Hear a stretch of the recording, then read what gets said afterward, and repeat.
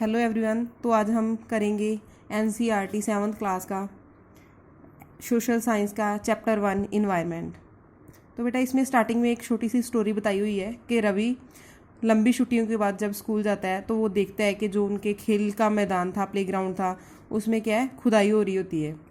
जहाँ वो मैदान जिसमें वो खेलते होते हैं और वहाँ पे अनेक फ्लैटों वाली एक बिल्डिंग बननी होती है।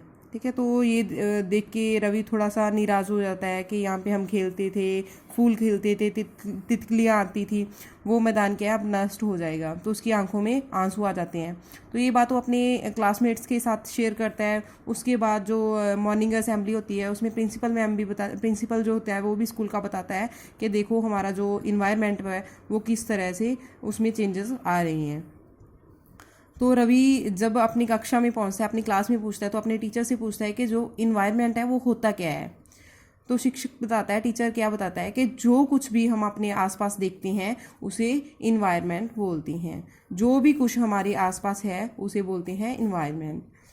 तो फिर रवि बोलता है कि इसका मतलब तो ये है कि स्कूल का भवन, मतलब जो स्कूल है, टेबल है, कक्षा में जो रखी हुई चेयर्स हैं, ग्राउंड है, प्ले ग्राउंड है, रोड है और गार्बेज, फिर तो वो सब कुछ ही जो है हमारे इन्वायरमेंट का ही एक पार्ट है, हमारे पर्यावरण का अंग है। तो टीचर बोलते हैं हाँ बिल्कुल, ये सब कुछ ही हमारे इन्वायरमेंट के अंदर ही आता है, इन्वायरमेंट के कंपोनेंट्स हैं। लेकिन ज़रा रुको, टीचर बताता है उन्हें कि कुछ ऑब्जेक्ट्स ऐसे ऐसे हैं जिनको नेचर ने बनाया है, मतलब वो प्राकृतिक हैं, प्रकृति ने उसको बनाया है। जैसे पर्वत हैं, माउंटेन्स, रिवर्स, ट्रीज हो गए और एनिमल्स हो गए, ये ह्यूमन मेड इन्वायरमेंट में आती हैं। और कुछ ऐसे ऑब्जेक्ट्स हैं जिनका निर्माण मनुष्य ने किया है, मानव ने खुद किया है, ह्यूमन मेड है। जैसे रोड हो गई, कार हो गई, क्लॉथ्स, बुक एक्सेट्रा। ठीक है, तो मतलब 2 टाइप के कंपोनेंट्स हैं इन्वायरमेंट में, एक तो हो गए ह्यूमन मेड और नेचुरल और ह्यूमन मेड। तो इस फिर 2 छात्र, जो 2 स्टूडेंट्स हैं, वो मिलकर ये कार्य करते हैं कि हम अलग अलग करते हैं चीज़ों की, मतलब वो ऑब्जेक्ट्स की लिस्ट बनाते हैं जो नेचुरल है और जो ह्यूमन मेड है, उनकी अलग अलग करते हैं, अलग अलग सूची बनाती हैं। तो नेक्स्ट है बेटा, ये बहुत ही अच्छा डायग्राम में आपको एक्सप्लेन किया हुआ है पर्यावरण के घटक, कॉम्पोनेंट्स ऑफ द इन्वायरमेंट। इसमें आगे प्राकृतिक मतलब नेचुरल, ह्यूमन मेड मानव निर्मित और ह्यूमन। तो बेटा सबसे पहले है प्राकृतिक, नेचुरल। नेचुरल में कौन कौन से आते हैं, इसमें आ गया सथल मतलब लैंड, लिथोस्फीयर, इसमें होता है लैंड। वायुमंडल में वायु होती है, मतलब एटमॉस्फेयर में एयर होती है, हाइड्रोस्फीयर में वाटर होता है, एंड ये सब कुछ मिलके क्या बनाता है, बायोस्फीयर। बायोस्फीयर में मतलब बायोस्फीयर ही ऐसा स्फीयर है जहाँ नैरो जोन है, यहाँ पे लाइफ एग्जिस्ट करती है। ये तीनों प्रकार के कंपोनेंट्स जहाँ पे मिलते हैं वहाँ पे बायोस्फीयर होता है। बायोस्फीयर में जैसे हम समझेंगे यहाँ पे, जैसे मान लो ये एटमॉस्फेयर है, ठीक है, और ये है हाइड्रोस्फीयर, एंड देन ये है लिथोस्फीयर, और यहाँ पे ये तीनों मिल रहे हैं, ये वाला जोन, तो ये क्या है, ये हो जाएगा हमारा बायोस्फीयर। बायोस्फीयर मतलब इसमें तीनों प्रकार के जो हैं कंपोनेंट्स होते हैं, इसमें लैंड होती है, एयर होती है और वाटर होता है, तो उनसे क्या बनता है, बायोस्फीयर। और बायोस्फीयर ही ऐसा स्फीयर है यहाँ पे लाइफ एग्जिस्ट करती है, क्योंकि हम लैंड के विदाउट भी नहीं रह सकते, एयर के बिना भी नहीं हम रह सकते, और वाटर के बिना भी हम नहीं जी सकते। नेक्स्ट है मानव निर्मित, ह्यूमन मेड। ह्यूमन मेड में क्या क्या, बिल्डिंग्स आ गए, पार्क्स आ गए, ब्रिज पुल आ गए, रोड्स, बिल्डिंग्स और इंडस्ट्रीज वगैरह, ये सब कुछ ह्यूमन मेड में आ गया, जो कुछ भी मनुष्य ने खुद बनाया है। एंड देन है ह्यूमन में क्या आता है, कोई एक व्यक्ति मतलब इंडिविजुअल, देन फैमिली, इंडिविजुअल से मिलके फैमिली आगे बनती है, फैमिली से मिलके समुदाय बनता है, कम्युनिटी बनती है, देन रिलीजन आ गया, हमारे एजुकेशन आ गई, इकोनॉमिक आ गया और पॉलिटिकल सिचुएशन, ये सब कुछ ह्यूमन में आते हैं। उसके बाद है बेटा कि जो बायोटिक और अबायोटिक, ये मोस्ट इंपॉर्टेंट है। बायोटिक में क्या होता है, बायोटिक मतलब जिसमें लाइफ होती है, living things, the word of living organism is called biotic, जैसे प्लांट्स और एनिमल्स, इसके एग्जांपल्स हैं। देन है अजीविया मतलब अबायोटिक। अबायोटिक में क्या होता है, नॉन लिविंग थिंग्स होती हैं, ठीक है, जैसे वाटर, एयर, ये सब कुछ अबायोटिक में आता है। तो अब ये है कि जो जीवित प्राणी है उसके चारों ओर पाए जाने वाले लोग, स्थान, वस्तुएं एवं प्रकृति को पर्यावरण कहती हैं। ह्यूमन लिविंग बींग्स है, जो ह्यूमन बींग्स है उसके चारों ओर जो भी चीज़ें हैं, चाहे वो लोग है, चाहे वो कोई प्लेस है, चाहे कोई ऑब्जेक्ट्स है, उस सबको क्या कहते हैं? इन्वायरमेंट कहते हैं। और ये जो इन्वायरमेंट है ये कॉम्बिनेशन है नेचुरल और ह्यूमन मेड कंपोनेंट्स। इसमें दो तरह के कॉम्बिनेंट्स हैं, दो तरह के कॉम्बिनेशन से बनता है इन्वायरमेंट, नेचुरल और ह्यूमन मेड, मतलब प्राकृतिक और मानव निर्मित। आगे है प्राकृतिक पर्यावरण। प्राकृतिक मतलब नेचुरल इन्वायरमेंट। तो नेचुरल इन्वायरमेंट में क्या होता है? जिसमें भूमि, लैंड हो गई, हमारा जल, वाटर, वायु, एयर, पेड़ पौधे, जीव जंतु सब मिलकर प्राकृतिक जो नेचुरल चीज़ें हैं वो सब प्राकृतिक पर्यावरण का निर्माण करती हैं, मतलब नेचुरल इन्वायरमेंट बनाती हैं।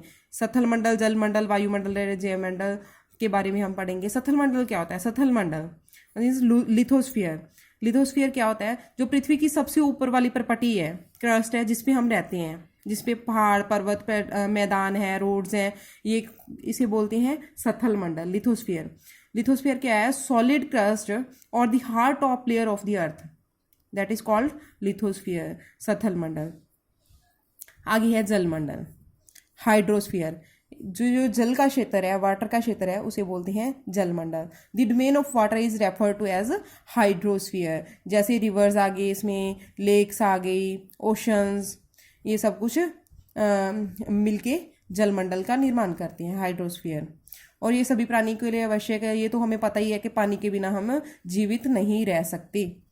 और देन एटमॉस्फेयर, वायुमंडल। एटमॉस्फेयर में क्या होता है? एयर, पृथ्वी के चारों ओर जो वायु की पतली परत है, thin layer of the earth that surrounds the earth, मतलब वायु की पतली परत जिसने अर्थ को सराउंडिंग, मतलब चारों तरफ से घेरा हुआ है। ठीक है, तो ये क्या है? जो एटमॉस्फेयर है ये हमें बचाता है जो सूरज से आने वाली, सन से आने वाली हार्मफुल रेज हैं उनसे बचाता है, और सन की जो बहुत ज़्यादा हीट होती है उससे भी हमें ये बचाता है। नेक्स्ट है जीव मंडल, जैव मंडल, बायोस्फीयर, मोस्ट इंपॉर्टेंट है। बायोस्फीयर ये एक ऐसा नैरो जोन है, narrow zone of the earth where land, water, air interact with each other to support life. मतलब यहाँ पे लाइफ एग्जिस्ट करती है, और इसमें आता है लैंड आती है, वाटर आता है और एयर, जहाँ पे ये तीनों चीज़ें मिलती हैं उनसे मिलकर बनता है बायोस्फीयर। बायोस्फीयर में ये तीनों चीज़ें होती हैं। देन है इकोसिस्टम। इकोसिस्टम क्या होता है? इकोसिस्टम बेटा एक इंटरेक्शन है लिविंग ऑर्गेनिज्म का, जो अपने बायोटिक और अबायोटिक कंपोनेंट से जो वो इंटरेक्शन करती हैं। लिविंग बीइंग्स, लिविंग ऑर्गेनिज्म अपने बायोटिक और अबायोटिक कंपोनेंट से जो इंटरेक्शन करते हैं उसको बोलते हैं इकोसिस्टम। इकोसिस्टम क्या होता है कि जो सभी, देखो सभी पेड़ पौधे, मतलब जो प्लांट्स हैं और एनिमल्स हैं और मनुष्य, ह्यूमन बीइंग, वो सब अपने आसपास के पर्यावरण पर आश्रित हैं, मतलब डिपेंड करते हैं अपने इन्वायरमेंट पे। और इसके अलावा वो हम जो हैं, हम लोग हैं, ह्यूमन बीइंग्स हैं, जहाँ जो जीव जंतु हैं, एनिमल्स हैं, प्लांट्स हैं, वो एक दूसरे पे भी डिपेंड करते हैं, इन्वायरमेंट पे भी डिपेंड करते हैं और एक दूसरे पे भी डिपेंड करते हैं। तो इनका जो यही रिलेशन है, इनका ये संबंध है, उसे बोलते हैं इकोसिस्टम। देन बेटा नेक्स्ट जो बॉक्स में है साइड पे, वो मोस्ट इंपॉर्टेंट है कि प्रत्येक वर्ष हर साल जो 5 जून है, 5 जून को विश्व पर्यावरण दिवस मनाया जाता है। World environment day celebrated on 5 June. Most important question है। देन है वस्तु विनिमय पद्धति, मतलब बार्टर सिस्टम। बार्टर सिस्टम इसमें क्या था? इसमें पहले क्या था कि जो भी व्यापार होता था वह वस्तुओं के थ्रू ही होता था, मतलब अदला बदली वस्तुओं की होती थी। इसमें मनी का कोई रोल नहीं होता था, धन का कोई रोल नहीं होता है। जैसे एक किसान के पास गेहूं बहुत ज़्यादा है, तो वो दूसरे उसको मान लो टमाटर चाहिए, तो जो गेहूं वाला व्यक्ति है वो ढूंढेगा कि किस व्यक्ति के पास टमाटर है, वो उसे गेहूं दे देगा और उसके बदले में जो भी हुए टमाटर, जैसे 1 किलो गेहूं के बराबर 10 किलो टमाटर मिलती है, तो वो उसे 1 किलो गेहूं दे दूंगा, और जिसके पास टमाटर ज़्यादा है उससे वो 10 kg टमाटर ले लेगा। तो ये था बार्टर सिस्टम, मोस्ट इंपॉर्टेंट है। आगे है मानवीय पर्यावरण। नेक्स्ट है ह्यूमन इन्वायरमेंट, मानवीय पर्यावरण। तो इसमें क्या है कि ह्यूमन एनवायरनमेंट में देखिए वो सब कुछ आ जाता है जो हमारे आसपास में है, जितनी भी चीज़ें हैं। ह्यूमन बीइंग बहुत सी चीज़ों से इंटरेक्ट करता है, हम अपने इन्वायरमेंट को मॉडिफाई करते हैं, हम जहाँ पे रहते हैं अपनी चेंजेस के अकॉर्डिंग अडेप्टेशन करते हैं और हमारी ज़रूरतें दिन ब दिन बढ़ती जा रही हैं, उसके अकॉर्डिंग हमारी जो लाइफस्टाइल है उसमें चेंजेस आ रही हैं।